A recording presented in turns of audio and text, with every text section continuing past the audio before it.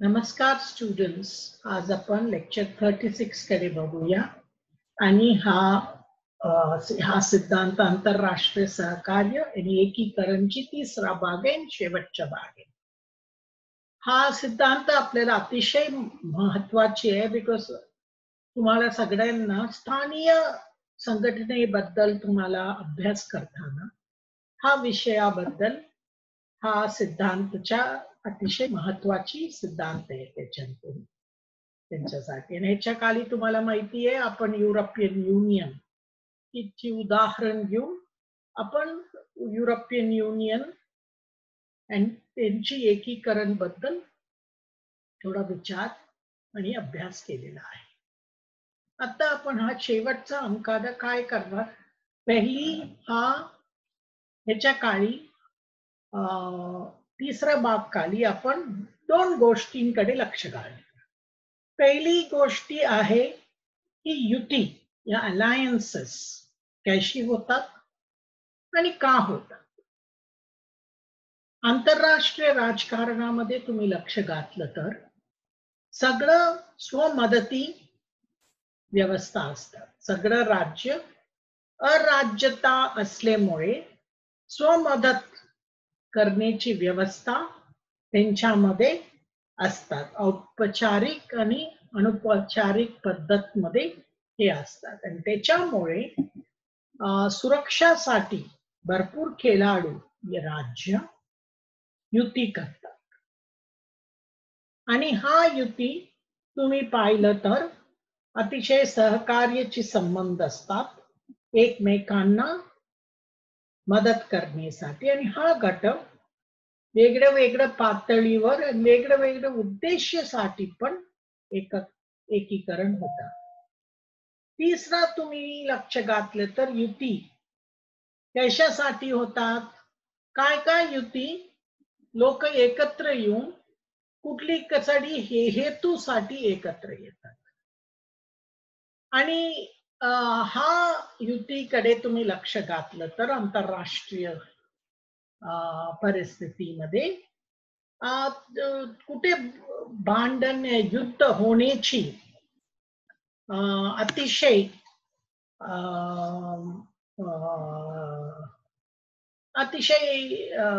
काळजी आहे या अतिशय तिथे होण्याची गरज वाटतं. सो तिथे युती होणे अतिशय महत्वाचे, ते पण सुरक्षाची युती होण्याची अतिशय उपयोगी. आता सिद्धांत आता तुम्ही पाहिलं तर जॉर्ज लिस्का आणि विल्यम रायकर त्यांनी युती वर्तवणूकवर सिद्धांत मांडलेला आहे. त्यांची म्हणणं काय आहे की युती विघटन होणं, कधी विघटन होतात तेव्हा त्यांची उद्देश त्याच्यासाठी नाही झाले, मग या कुठले तरी विरोध होतात कोणासाठी या कुठली विषयासाठी, तर त्यांची विघटन होऊ शकतात. कुठली आणि एक युती होण्यासाठी कैशी निर्णय होतात. निर्णय ह्याच्यावर होतात की तुमची दृष्टिकोनमध्ये ते युतीमधून तुम्हाला जास्त फायदा मिळतात तोटापेक्षा. आणि दरेक राज्यामध्ये हा तुम्हाला काय म्हणतात मार्जिनल युटिलिटी हा अतिशय महत्वाची आहे कुठली पण युती सदस्यतामधून. आणि इथे तुम्ही पाहिलं तर कोहिसिव्हनेस म्हणजे सुसंगतता कुठली पण अलायन्स मध्ये कशी होतात, त्यांची आतलं आणि बाहेरची दबाव आणि आणि फायदा होण्याची दृष्टिकोन असल्याशिवाय ते एकत्र येणार नाही. म्हणजे तुम्हाला त्यांची फायदा तोटेपेक्षा जास्त असल्याशिवाय तुम्ही एक युती करणार नाही. सगळ्या राज्यांकडे तुम्ही पाहिलं तर युती सुरक्षासाठी आणि स्थिरता आणि दर्जासाठी होतात. आणि इथे तुम्ही पाहिलं तर कुठली मूलभूत कारण असतात युती करण्यासाठी. लोक म्हणतात युतींची आयडिओलॉजी म्हणजे सगळ्यांना एक सारखं आयडिओलॉजी असायला पाहिजे आणि हा आयडिओलॉजी नसलं तर ते एकत्र येऊ शकत नाही. तुमच्याकडे वेगळं वेगळं आयडिओलॉजी असलं तर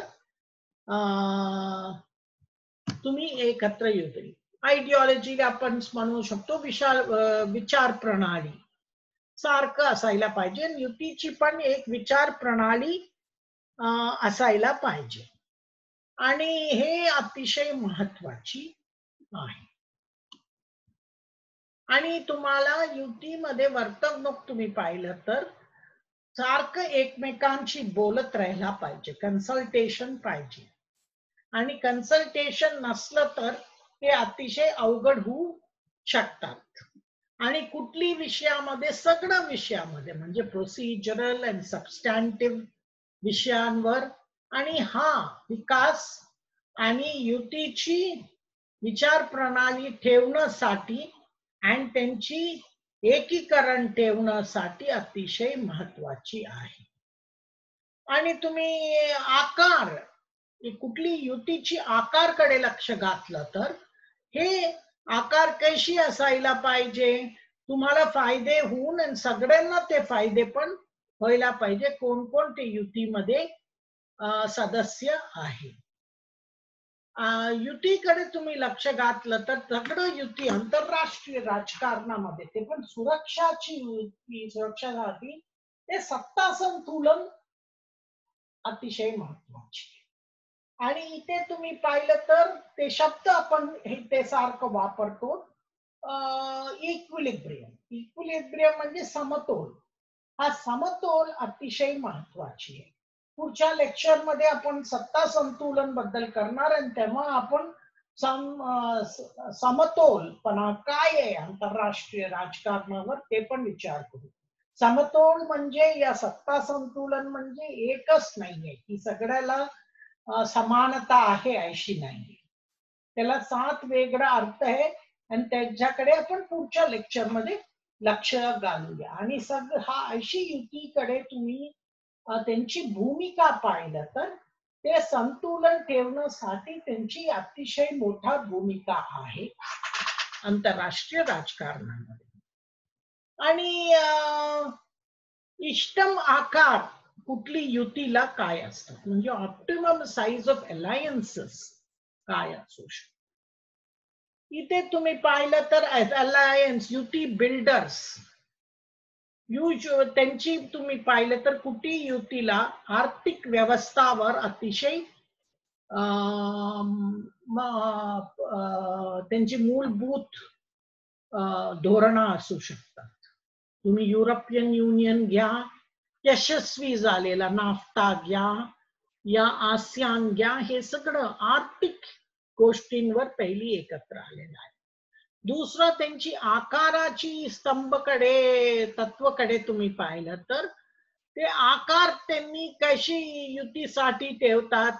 एक आहे की सगळ्यांना त्यांची विचार प्रणाली मान्य असायला पाहिजे, सगळ्यांना सारखं हा विचार त्यांची सारखा असायला पाहिजे. दुसरं त्यांना ते माहिती आहे, ते माहिती पण त्यांच्याकडे पाहिजे. आणि हा युतीला एक मिनिमम आकार असतात त्यांना पाहिजे. त्याच्यामुळे त्यांनी आंतरराष्ट्रीय राजकारणामध्ये एक अतिशय महत्वाची युती बनवू शकतात. आणि इथे तुम्ही पाहिलं तर तेवढं कमी तुमच्याकडे माहिती आहे तेवढं मोठा युती होऊ शकतात. आणि तुम्ही पाहिलं तर अतिशय लहान वेळामध्ये पण युती होऊ शकतात. मेनली कुठली युतीला लोक सदस्य का होतात, कारण काय आहे सदस्य होण्यासाठी. पहिली आहे फायदा. काय फायदा मिळतात, तोटा कमी पाहिजे. आणि ते फायदे आणि तोटेमध्ये तुम्ही पाहिलं तर फायद्यांची वापर जास्त पाहिले आणि तुमची दर्जा आपण वाढायला पाहिजे आंतरराष्ट्रीय राजकारणामध्ये. तुम्ही हे युक्तीमध्ये तुम्ही आहे. आणि दुसरं तुम्ही पाहिलं तर सगळं सुरक्षाची युतींकडे तुम्ही लक्ष घातलं तर सत्ता संतुलन ठेवण्यासाठी आहे. त्या तुम्ही क्वाड आता केली. आपण क्वाडला तुम्ही पाहिलं तर सत्ता संतुलनसाठी आहे इंडो पॅसिफिक रिजन मध्ये या इंडो पॅसिफिक प्रादेशिकमध्ये. इथे तुम्ही खेळाडूकडे लक्ष घातलं तर कुठली पण युतीमध्ये ते काय येतात, बिकॉज त्यांनी हा युतीमध्ये नाही आले तर त्यांनी तोटा होऊ शकतात. दुसरं त्यांना काहीतरी फायदा मिळवण्यासाठी येतात.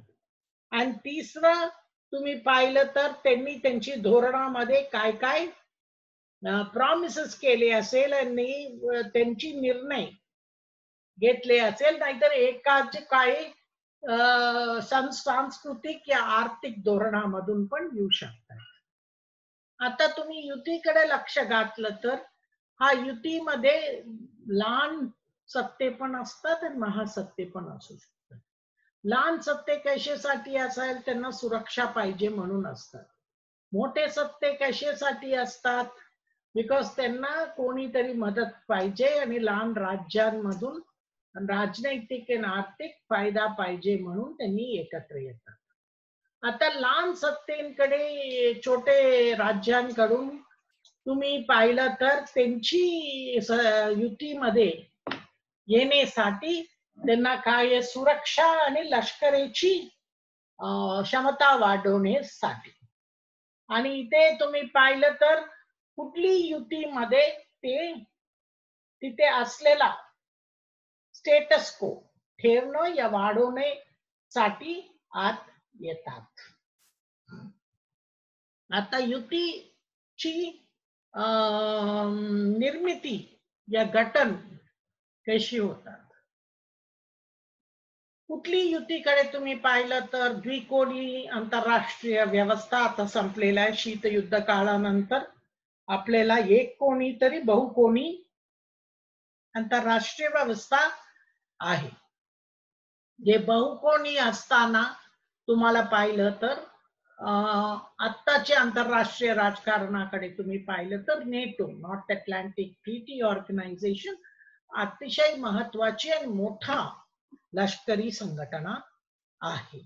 आणि हा संघटनेबद्दल तुम्ही पाहिलं तर भरपूर संघटनेमध्ये तुम्ही पाहिलं तर ते फ्री रायडिंग म्हणजे तुम्ही फुकटात तिथे राहणं, भरपूर लोक त्याचे प्रश्न विचारतात. आणि पासिंग द बक म्हणजे तुम्ही निर्णय न घेता दुसऱ्यांना ते निर्णय घेण्याची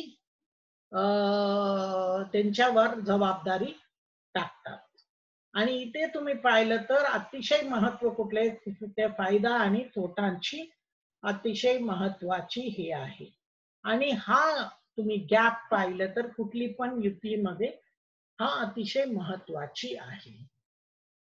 कुठली राज्य एक युतीला सदस्य झाल्यानंतर अतिशय साठलोटेची हे असतात, प्रोसेस असतात बार्गेनिंग, आणि जास्तीत जास्त फायदा त्यांच्या हितांसाठी घेण्याची प्रयत्न दरेक राज्याला असतात.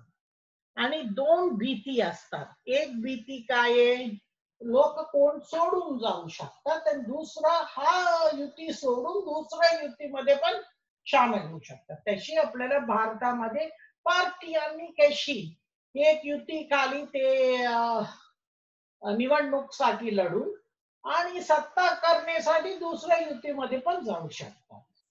हा तुम्ही आता ते एक भीती असतं. तर दुसरा अबॅन्डमेंट अँड एन्ट्रॅपमेंट म्हणतात, सोडून देणे आणि एन्ट्रॅपमेंट.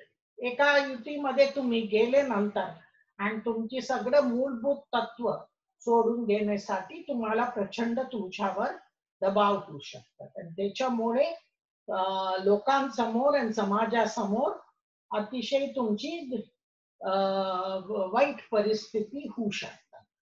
हा युती सुरक्षाची विविधताकडे तुम्ही पाहिलं तर दरेक राज्यांची हाच विविधता आहे, दरेक युतींची हाच विविधता आहे. आणि त्याच्यामुळे तुम्ही पाहिलं तर ह्याच्यासाठी भरपूर युतींना काय काय त्यांच्याकडून कंडिशन्स म्हणजे परिस्थितीकडे बघून ते सुरक्षाकडे बघून त्यांना त्यांच्यामध्ये सदस्य करून घ्यायचं का, नाही करून घ्यायचं. त्याची युरोपियन युनियन आणि टर्कीची सदस्यतावर भरपूर वर्ष चालू आहे. आता रचना आणि युतीमध्ये त्याशी संबंध आहे. तुम्ही पाहिलं तर आंतरराष्ट्रीय राजकारणामध्ये द्विकोणी आंतरराष्ट्रीय व्यवस्था आपल्याला शीतयुद्ध काळामध्ये बघता आले. आणि इथे तुम्ही पाहिलं तर आता ते द्विकोणी आंतरराष्ट्रीय व्यवस्थाला डिफेक्शन या सोडून जाण्याची, पक्ष सोडण्याची अतिशय अवघड आहे. पण तेच बहुकोणी राजकारणामध्ये पक्ष सोडून जाणे अतिशय सोपं आहे. आणि ह्याच्या काळी तुम्ही लक्ष घातलं तर भरपूर नवी वास्तववादची म्हणणं आहे की द्विकोणी आंतरराष्ट्रीय व्यवस्थाच चांगली आहे, बिकॉज युती करणं युती सोडणं अवघड होतात आणि त्याच्यामुळे आंतरराष्ट्रीय राजकारणामध्ये स्थिरता असू शकतात. तेव्हा तुम्हाला सोडून जाण्यामध्ये, पक्ष सोडून जाण्यामध्ये अतिशय सोपं आहे. मग तुम्हाला अस्थिरता पण आंतरराष्ट्रीय राजकारणामध्ये तुम्हाला दिसून येऊ शकतात. आता हे शब्द आहे चेन गँगिंग अँड बक पासिंग. म्हणजे चेन गँगिंग म्हणजे एकत्र येऊन कोणाची अंगावर जाऊ शकतात तुम्ही. ते तुम्ही पाहिलं तर बहुकोणी अर्थव्यवस्था, बहुकोणी आंतरराष्ट्रीय व्यवस्थामध्ये हा करणं फार सोपं आहे. आणि तुम्ही पाहिलं तर दरेक अलायन्स पार्टनर एकत्र होऊन दुसऱ्या राज्यांना ते डिफीट करू शकतात. आणि इथे तुम्ही पाहिलं तर नाजूकपणा युतीमध्ये जास्त वाढू शकतात. आणि दुसरं तुम्ही पाहिलं तर ते राज्यांना युतीमध्ये असताना ते निर्णय घेण्याची प्रक्रिया राष्ट्रीय पातळीवर सोडून त्यांनी युतीची पातळीवर टाकून देतात. या कुठली तरी निर्णय असलं तर त्यांनी नाही घेतलं म्हणून दुसऱ्याला घ्यायला या जबाबदारी त्याची दुसऱ्यांवर टाकणं अतिशय सोपं होऊन जातात. आणि त्याच्यामुळे काय होतं, हे दोन गोष्टीमध्ये युतीमध्ये होऊ शकतात. सो आंतरराष्ट्रीय राजकारणाचे अभ्यास केलेला लोक आणि हा सिद्धांताकडे बघितलेल्या लोकांची म्हणणं आहे की हा दोन प्रक्रिया तुम्हाला आंतरराष्ट्रीय सुरक्षा या आर्थिक व्यवस्था या लोकशाही या राजकीय व्यवस्थामध्ये दिसून येतात. काय आहे चेन गँगिंग आणि बक पासिंग. आता कुठली तरी युतीला कोहिशन म्हणजे आपण सुसंगतता आणि विघटन कशी होतात. आणि ते आपल्याला अतिशय महत्वाची लेख वाचण्याची आहे. तुम्हाला स्टीफन वॉल्ट म्हणून आंतरराष्ट्रीय सिद्धांतकार आणि राज्यशास्त्राचे प्राध्यापक आहे, अमेरिकन आहे. त्यांनी पहिली हा विषयावर प्रचंड त्यांची संशोधन झालेलं आहे. त्यांची म्हणणं आहे की कुठली राज्य पण आंतरराष्ट्रीय राजकारणावर त्यांच्या परराष्ट्र धोरणाला या राज्याला धोका आहे, तो त्यांनी बॅलन्सिंग पॉलिसी करणार. म्हणजे संतुलन या सत्ता संतुलनची बट. आणि हे ते म्हणतात बँड वॅगनिंग पॉलिसी. म्हणजे ते राज्य त्यांना धमकी देतात, ते राज्यलाच ते जाऊन एकत्र होतात. म्हणजे एक वर्चस्व असलेला राज्य असलं तर आणि हा राज्य कुठली विषयामध्ये दुसऱ्या राज्यांवर त्या धमकी दिले, मग ते राज्याबरोबर जाऊन एकत्र होण्याची गरज असते. आता तुम्ही घ्या चीन आणि भारत मध्ये तुम्ही पाहिलं तर, आणि चीनची आता कोविड नंतर ते धमक्या देणं हे जास्त भारत आणि अमेरिकेला जवळ आणलेला आहे. आणि हा तुम्ही पाहिलं तर हा अतिशय महत्वाची आहे आंतरराष्ट्रीय युती बनवण्याची या कारण काय असू शकतात. स्टीफन एम वॉल्टे हा प्राध्यापक बद्दलच मी बोलत होते. हा अमेरिकन प्रोफेसर आहे आणि ह्यांची तुम्ही पाहिलं तर टेमिंग अमेरिकन पॉवर म्हणून त्यांनी एक अतिशय महत्वाची आर्टिकल 2005 ला लिहिलेला आहे आणि तिथे त्यांनी हा सिद्धांत पुढे आपल्यासाठी मांडलेला आहे. बॅलन्सिंग म्हणजे काय? बॅलन्सिंग म्हणजे संतुलन. आंतरराष्ट्रीय राजकारणामध्ये संतुलन कशी येऊ शकतात युतीकडून. वॉल्टचे म्हणणं आहे की कुठली उद्देश एक राज्यांनी आव्हान तरी दिले आणि त्याच्यासाठी संतुलन तरी करतात, नाही तर बँड वॅगनिंग पण करतात. आणि इथून तुम्हाला कळेल की त्यांच्या परराष्ट्र धोरणामध्ये ते कुठली निवड करतात आणि हा निवड कशासाठी करतात आणि कारण काय असतं. भरपूर लोकांची म्हणणं आहे, स्टीफन वॉल्टची म्हणणं आहे, निवड कुठल्या गोष्टीवर करतात, बेसिकली सत्ता संतुलन ठेवण्यासाठी ते करतात. आणि हे ती तुम्ही पाहिलं तर थ्रेट परसेप्शन म्हणतात, म्हणजे धोकाची दृष्टिकोन. तुम्ही धोकाकडे तुमची परराष्ट्र धोरणाची दृष्टिकोन काय असू शकतात ह्याच्यावर त्यांनी विचार केलेला आहे. विचार प्रणाली आणि युतीकडे तुम्ही पाहिलं तर विचार प्रणालीला राज्यांकडे तुम्ही पाहिलं असलं तर कशी एकत्र येतात आणि विचार प्रणालीमुळे पण एकत्र येऊ शकतात. आता चीन आणि रूस मध्ये ते अतिशय जवळची संबंध आहे आणि हा संबंध स्टॅलिनची वेळेत मधून आहे. जोसेफ स्टॅलिन मुळेच माओ त्से मोठा ते नेते म्हणून मानलेला आहे आणि त्याच्यावर त्यांना फार रेस्पेक्ट पण होते. तो आणि दुसरा तुम्हाला असते तर वास्तविक हित पण असू शकते. नुसतं विचार प्रणालीवर नसताना हे वास्तविक हित पण असू शकतात. आणि ह्याच्यामुळे तुम्ही पाहिलं तर इंटरनल लेजिटिमसी काय आहे ह्याच्याकडे पण आपण दिसून येतात. आता सुरक्षाची युतीकडे तुम्ही लक्ष घातलं आणि शस्त्रीकरणकडे तुम्ही पाहिलं तर हा निर्णयकडे तुम्ही पाहिलं तर पहिला कॅल्क्युलस ऑफ कॉस्ट म्हणजे निर्णय घेणारे लोक कुठली पण निवड करताना त्यांना काय बलिदान करावं लागणार त्याची विचार करतात आणि युती करताना सुरक्षाची ह्याच्यावर त्यांनी किती त्याच्यासाठी तोटा होईल त्याची पण ते लक्ष घालतात. दुसरं तुम्ही पाहिलं तर राज्यांसमोर शस्त्र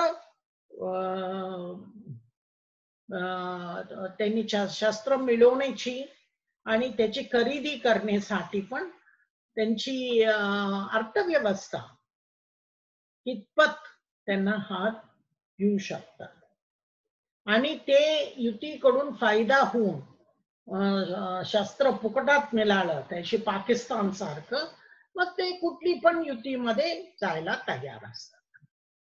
तिसरा युतीची सदस्यताकडे तुम्ही लक्ष घातलं तर तुमची ऑटोनॉमी कमी होऊ शकतात, म्हणजे निर्णय घेणारे स्वातंत्र्य कमी होऊ शकतात आणि हा कमीच होतात बिकॉज तुम्ही दुसरं महाशक्त्या ते युतीमध्ये आहेत त्यांच्या बरोबर तुमची निर्णय पण कुठे पण तुम्हाला ऐकून घ्यावंच लागणार. आता आल्टफेल्डनी सांगितलं की समतोलला काय काय अट असतात, कंडिशन्स असू शकतात. पहिली मार्जिनल युटिलिटी म्हणजे तुम्हाला किती स्वातंत्र्य आहे आर्थिक निर्णयामध्ये, राजकीय निर्णयामध्ये आणि दुसरी गोष्टीमध्ये. आणि कुठली पण युतीला विघटन का होतात ते म्हणतात 5 कारण असू शकतात. काय कारण? पहिली ते म्हणतात an increase in the marginal product of armaments, म्हणजे तुम्हाला शस्त्र मिळवण्याची हे फुकटात मिळवणं या कमी दाम मध्ये मिळवण्याची वाढ असले. And increase for marginal utility of autonomy. 3 decline of margin utility of domestic wealth, तुमची अर्थव्यवस्थावर मोठा धक्का बसला. 4था, तुमची ते युतीमधून फारसा फायदा न मिळण्यासाठी. आणि 5वा, तुमची सुरक्षाला काही उपयोग पडलेला नाही. दुसरे शत्रूंनी तेव्हा तुमच्यावर आक्रमण केलं, कोणी तुमच्या मदतीला येत नाही. मग अशी युतीमध्ये राहणं मध्ये तुम्ही 5 वेळा परत विचार करणार. तो युतीकडे तुम्ही पाहिलं तर त्यांची कुठेतरी सहकार्याची कमिटमेंट असतात. आणि हा कमिटमेंट कडे तुम्ही पाहिलं तर युती करताना हा अतिशय महत्वाची आहे. स्थिरता आणि आंतरराष्ट्रीय पातळीवर तुमची दर्जा वाढवणार या कमी करणार हा अतिशय महत्वाची आहे. आणि ही लष्करीची क्षमता भरपूर युतींमधून वाढल्याशिवाय ते युती एकत्र राहत नाही. आणि कुठली युती विघटन तेव्हा झाले ते काय परिस्थिती असतात, त्यांची हित वेगळं होतात. तेव्हा हित वेगळं, राष्ट्रीय हित वेगळं होतात. मग मोठे युद्ध होऊ शकतात आणि तुम्हाला मूलभूत बदल होऊ शकतात. आणि तुम्ही पाहिलं तर इथे तुमची करार या संस्कृतीवर मोठा धक्का बसले तर पण होता. युतीमध्ये तुम्ही पाहिलं तर काहीतरी मूल्यांची आणि सहकार्य करण्याची कमिटमेंट असतात. आणि हा कमिटमेंट तुम्हाला शांती आणि स्थिरतासाठी आंतरराष्ट्रीय पातळीवर ठेवण्याचे महत्व आहे. आणि अलायन्स सगळीकडे तुम्ही पाहिलं तर कुठलीची पद्धत मध्ये लोकशाही पद्धत मध्ये निर्णय घेतात. आणि हा निर्णय घेणं अतिशय महत्वाचे. मी म्हणत नाही की तानाशाही विचार प्रणालींमध्ये युती होऊ शकत नाही, होऊ शकतात, पण तिथे पण तेव्हा एकमेकांशी पटत नाही तर ते एकत्र राहत नाही. तुम्हाला माहितीये दुसरा महायुद्ध मध्ये ते ऍक्सेस पॉवर सगळं टोटॅलिटेरियन आयडिओलॉजीज म्हणजे तानाशाही विचार प्रणालीमधूनच एकत्र आलेला आहे. जपान, इटली आणि जर्मनी. आणि इथे तुम्ही राज्यांकडे लक्ष घातलं तर त्यांची लोकशाहीची ओळख अतिशय महत्वाची आहे. एकमेकांशी सहकार्य रचून येण्यासाठी. आता आपण हे सगळं युतीबद्दल बोलल्यानंतर थोडं आपण नेटो बद्दल बोलूया. नेटो म्हणजे नॉर्थ अटलांटिक ट्रीटी ऑर्गनायझेशन. हा पहिली सुरक्षा युती म्हणून झालेला आहे. हा 1949 मध्ये झाले. वॉशिंग्टन ट्रीटीची करार केल्यानंतर नेटो एक सुरक्षा युती म्हणून 30 राज्यांमध्ये स्थापना झाली. आणि ह्याची काय ह्याची मूलभूत हे काय कॉन्स्टिट्यूशन आणि हे बेसिकली सुरक्षा, स्वातंत्र्य आणि सुरक्षासाठी त्यांना राजकीय आणि लष्करी ह्याच्यामधून घेण्यासाठी ते 1949 मध्ये सुरू झाले. आणि नेटो कडे तुम्ही पाहिलं तर कलेक्टिव्ह डिफेन्स आणि त्यांचे हेडक्वार्टर्स बेल्जियम मध्ये आहे, ब्रसेल्स बेल्जियम मध्ये आहे. आणि तुम्हाला माहितीये 12 लोक पहिली आले, आज 30 लोकांची संघटना झाली आहे. आणि शेवटच्या राज्य ते आत आलेला आहे की नॉर्थ मॅसेडोनिया. आणि त्याच्या आधी बॉस्निया, हेर्झगोव्हिना, जॉर्जिया, युक्रेन हे सगळं. आणि 20 राज्य नेटोची पार्टनरशिप ऑफ पीस प्रोग्राम मध्ये आहे.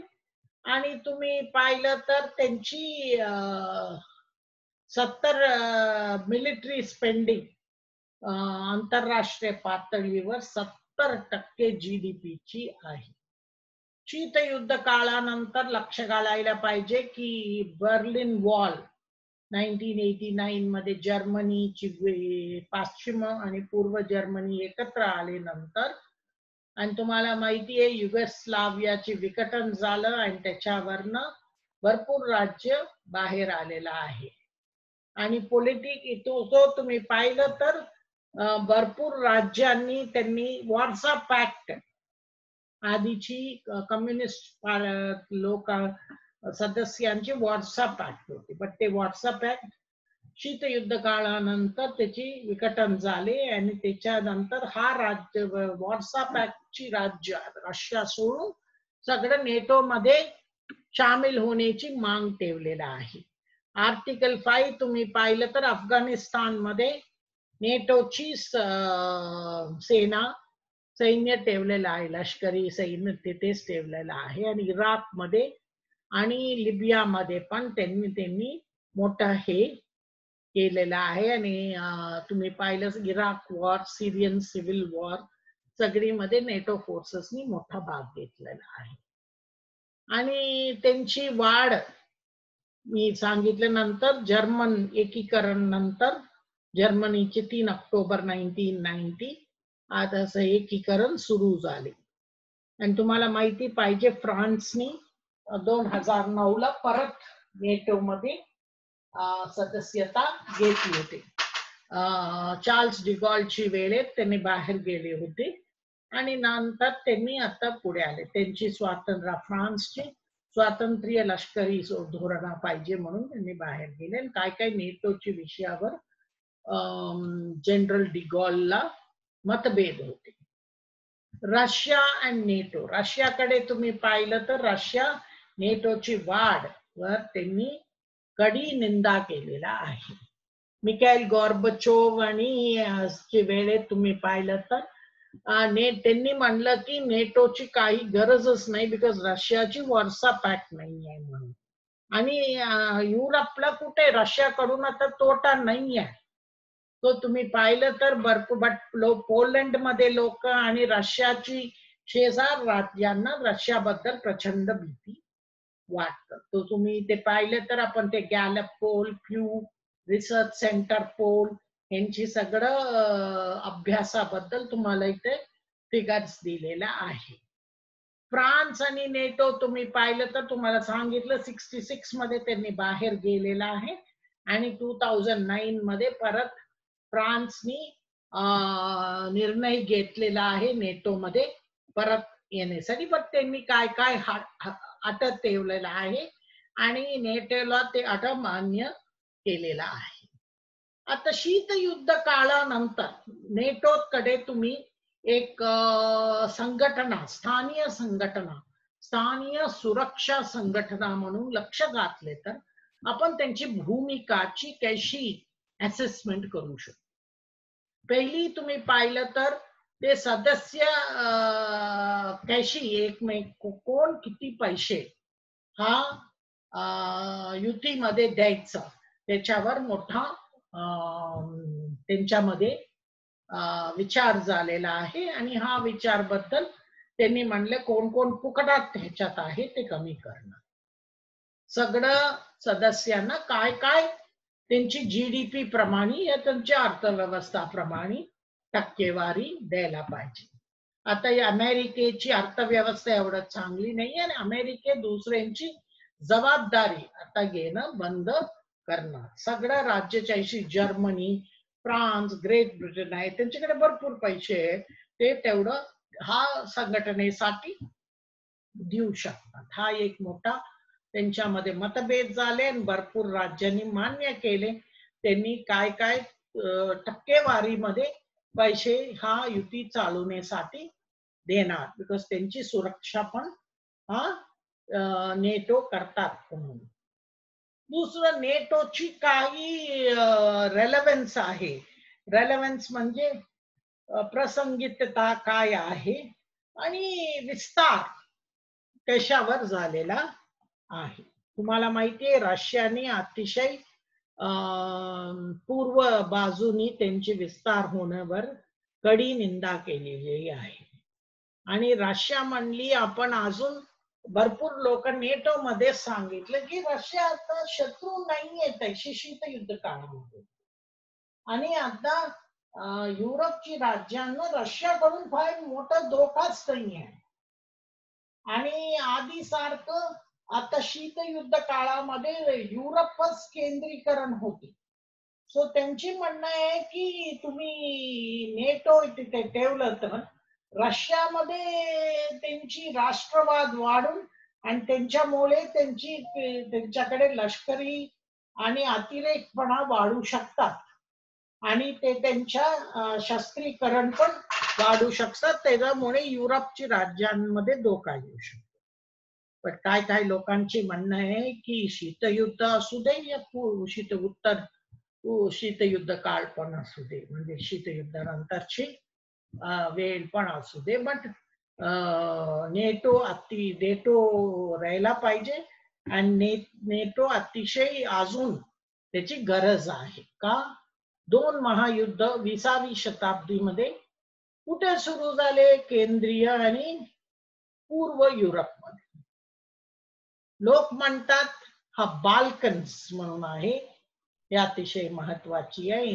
हे प्रचंड धोकेदारी अस्थिरता असतात आणि हा युरोपला मोठा धोका आहे आणि नेटोची असणं अतिशय गरज आहे. केंद्रीय पूर्व युरोपकडे तुम्ही पाहिलं तर ते पाश्चिम संस्कृतीची बाग असले तरी हळूहळू ते त्यांची राजकीय आणि आर्थिक एकीकरण युरोपियन युनियन मध्ये होतात. बट तरी त्यांची म्हणणं आहे की सुरक्षाची कुठेतरी छत्री असल्याशिवाय लोकांना सुरक्षा वाटणार नाही. आणि हा वातावरणासाठी आणि लोकशाहीला मजबूत करण्यासाठी आणि बाजारीकरण या मुक्त व्यापाराची अर्थव्यवस्थाला प्रोत्साहन देण्यासाठी नेटोची अतिशय गरज आहे. आणि ते म्हणले की रशिया ते त्यांच्याकडे कम्युनिझम साम्राज्यता कमी झाले तरी रशिया अतिशय मोठं राज्य आहे. आणि तुम्हाला माहिती आहे कम्युनिस्ट होण्याची आधी पण ते जार अतिशय मोठा सत्ता होती आणि म्हणून त्यांना लहान राज्यांना रशियाची भीती राहणारच. हे ऐतिहासिक आहे. आता रशियाची काय भीती? रशियाची भीती कमी करण्यासाठी नेटोने भरपूर काळजी घेतलेला आहे अशी हे लोकांची म्हणणं आहे. तुम्हाला आज पण माहिती आहे की अमेरिका आणि रशियाकडे तर आज अणुशस्त्र प्रचंड आहे आणि हा अणुशस्त्रामुळे रशिया अजून ईस्ट युरोप म्हणजे पूर्व युरोपची राज्यांना प्रचंड भीती वाटते. तिसरा तुम्ही पाहिलं तर रशियाला वेळ पण दिले की त्यांना हा नेटो उत्तर शीतयुद्ध काळामध्ये या शीतयुद्ध नंतरच्या काळामध्ये राहण्याची आणि त्यांनी ते राज्य रशियाची फार जवळ आहे या त्यांना पटकन सदस्यता दिले नाही. आणि त्यांनी रशियाला पण हे दाखवण्याची प्रयत्न केली की नेटो मध्ये रशियाला पण एक कन्सल्टेटिव्ह रोल मध्ये सल्लागारची भूमिकामध्ये त्यांनी सदस्यता दिलेला आहे. आणि 1997 पासून त्यांना पूर्ण सदस्य केलेला आहे. आणि इथे आपण पाहिलं तर आपण नेटोची एक उदाहरण करून आपण युक्तीबद्दल हे एकीकरण सिद्धांताखाली आपण हा लेक्चर मध्ये समजून घेण्याची आणि अभ्यास केलेला आहे. पण हा सिद्धांताला काय समर्थक पण आहे आणि भरपूर लोक भरपूर ह्याच्यामध्ये धोका पण पाहतात, समस्या पण बघतात. पहिली समस्या काय आहे ते म्हणतात ह्याला एक सामान्य मानलेला अर्थ नाही. आणि तुम्ही एका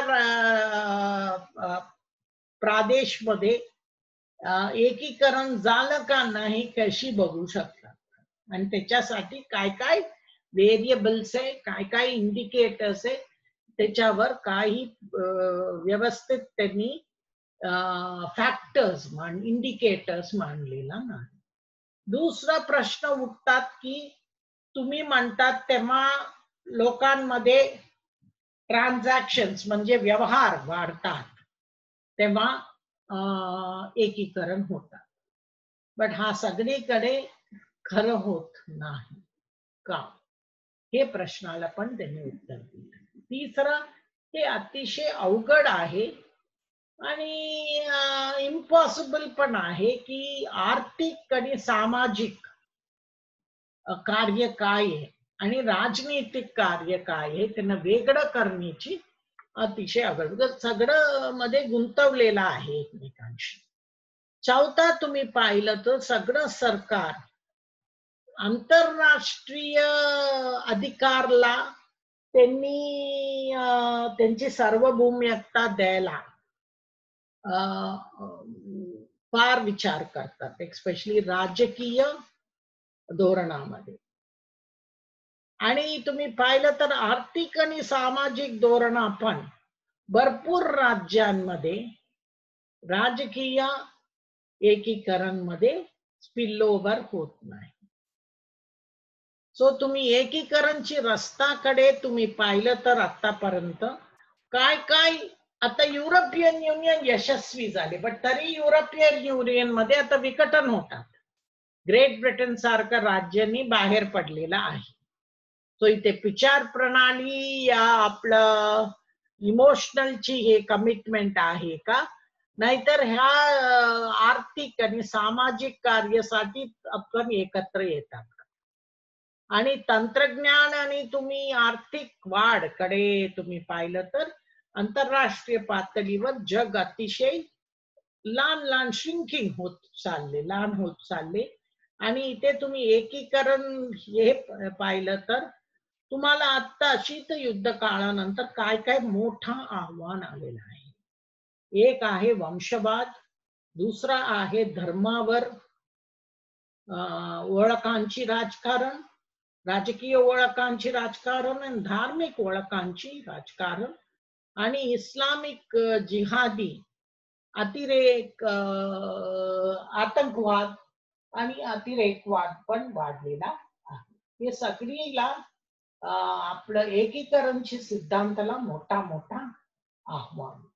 तो आपण कशी म्हणू शकतो नुसतं आर्थिक आणि सामाजिक विषयावर आपण एकत्र यायचो आणि ते राजकीय एकीकरण मध्ये पुढेकार देणं हा अतिशय अवघड आहे. तुम्ही सगळं लोकांना सार्क कडे पाहिलं तर South Asian Association of Regional Organisation, हे पण तुम्ही पाहिलं तर भरपूर लोकांनी सांगतात भारताने हे संघटनाची हे प्रपोजर नव्हतं. कोण होते? बांगलादेश. बांगलादेशनी लोक म्हणतात बांगलादेशनी का केलं, लोक म्हणतात हा चीनची मोठा षडयंत्र आहे का, बिकॉज चीनला भारताला दक्षिण आशिया हिमालयाची खालीच त्यांची भूमिका ठेवायचं आणि वाढवायचं नाही आशियाची पातळीवर. म्हणजे चीनला भीती होते कुठे भारताकडून त्यांना आव्हान आणि बरोबरी करायचं भीती ओके, म्हणून त्यांनी हा सार्कची संघटना, या सार्कचे प्रादेशिक संघटनेची त्यांनी प्रोत्साहन आणि पाठिंबा दिले बांगलादेशला पुढे कर. आणि तुम्हाला सगळ्यांना माहिती आहे की सार्क हा इन्फेंटाईल पॅरालिसिस मध्ये, म्हणजे आपण लहान पासून काही हा संघटनेकडून आपल्याला फायदा नाही मिळाला. आणि पाकिस्तान आणि भारताची पाकिस्तान हे राज्यां संघटनेमध्ये अतिशय सगळं भांडणच आत येतात आणि अजून आर्थिक सामाजिक, त्याच्यामुळे भारताने सार्क सोडून दुसरे संघटना तिथे पाकिस्तान नाही आहे, ऐशी संघटनेकडे एकीकरणची धोरणा बघायला सुरू केलेला आहे. तो मोठा प्रश्न आपल्याला आंतरराष्ट्रीय राजकारणामध्ये आणि स्थानीय संघटने सारखा प्रश्न येतात की नुसता आर्थिक आणि सामाजिक वर आपण एकीकरण करत नाही आणि भरपूर वेळे ह्याची फायदा झाली तरी राजकीय विरोधपणा त्याची भारत आणि पाकिस्तानमध्ये आहे ते कमी होत नाही. सो इथे आपण हा लेक्चर संपूया आणि पुढच्या लेक्चर मध्ये आपण सत्ता संतुलनच्या विषयावर चर्चा करू. थँक्यू.